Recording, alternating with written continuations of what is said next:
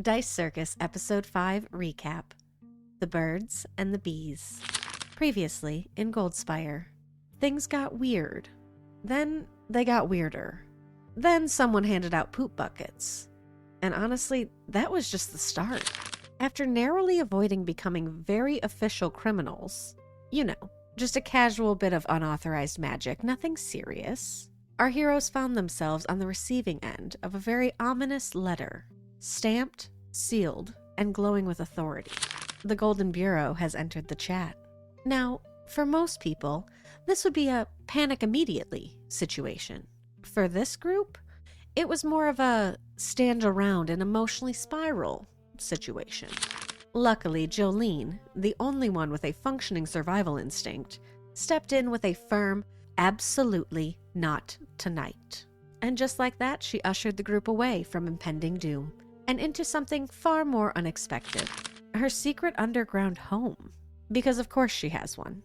Mysterious woman, hidden lair. It's basically a requirement.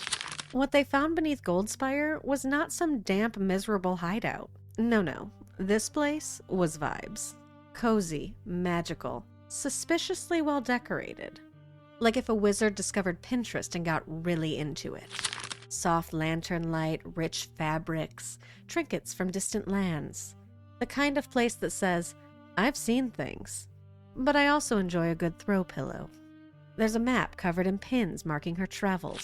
Magical curios scattered everywhere. And most importantly, there's a tiny bed for Gordon, complete with a patchwork blanket and a stuffed wyvern that has clearly seen better days. As the group begins to settle in, Jolene does something rare. She's kind. Soft, even. She offers Maeve her bed. A simple gesture, which immediately spirals into one of the most awkward exchanges imaginable. No, you take it. No, you take it. No, I insist. No, I insist harder. And before anyone can stop it, this polite back and forth transforms into something much deeper and much messier. Because underneath it all, there's tension. And there's the small, complicated matter of Maeve being the reluctant keeper of Jolene's heart. What follows is a quiet but emotional tiff, the kind where neither person is entirely wrong, but also neither is ready to actually say what they mean. Is it romance? Is it tension? Is it emotional confusion? Yes, all of the above. Meanwhile, there's a little chaos happening in the kitchen. While emotional damage is being carefully unpacked in one room, absolute chaos is unfolding in another. Lemon and Gordon have taken it upon themselves to make funnel cakes. And against all odds, they absolutely nail it. Golden, crispy, delicious. A culinary miracle. But that's not the real story here. No. Because somewhere between mixing batter and frying dough, Lemon decides it's time. Time for Gordon to learn about the birds and the bees. Now, we won't go into detail for everyone's sake, but what we can confirm is Gordon learns just enough to realize he, as a 9-year-old, may already have kids of his own. I don't think he has understood the point of the chat. Armed with his brand new, wildly incomplete understanding of how babies are made, he makes a decision. A bold decision. A terrible decision. He marches directly into Maeve's room, bursts in with the energy of someone who has never once doubted himself in his life, and asks, Do you want to make a baby with me? Timing, impeccable. Execution, criminal. Delivery, unforgettable. But let's pan to another room. Elsewhere in the underground haven, two powerful adventurers, Octavius and Elwyn, are handed a gift. Buckets. To relieve themselves in. Now you might be thinking, surely there's a reason for this. Well, you'd be right. The reason is Jolene wants to be funny. To lighten the mood of the night. Because, and this is important, there are two perfectly usable bathrooms. This wasn't an accident. It wasn't a misunderstanding. It was targeted. A deliberate act purely designed to lighten the mood. And honestly, I don't think it worked.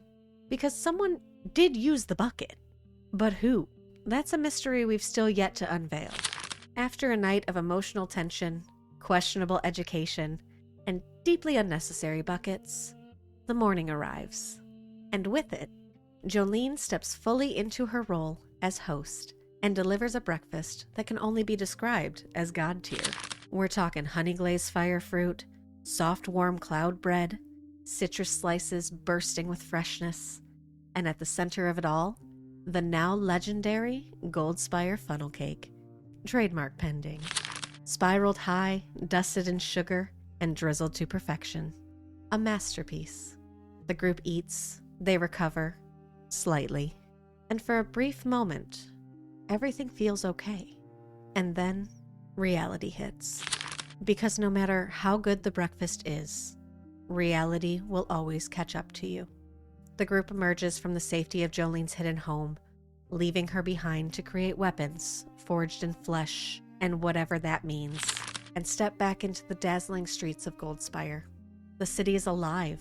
Magic hums through the air. Markets bustle. Life goes on. And right in the middle of it all, Octavius receives a letter. Not just any letter, a summons, a demand, a calling he cannot ignore. It speaks of a distant place, a place with a name that feels almost too peaceful to trust. Blissful End. What is it really? A sanctuary? A trap? Or something far worse? No one knows. And more importantly, no one knows if Octavius will return. And just like that, the tone shifts. The laughter fades, and something heavier settles over the group. Because this feels different. There are choices to be made, paths to follow, and consequences waiting patiently in the wings. The Golden Bureau is still watching. Blissful End is calling. And this party is absolutely not prepared. But one thing is for certain. Next session, things are about to get even more twisted.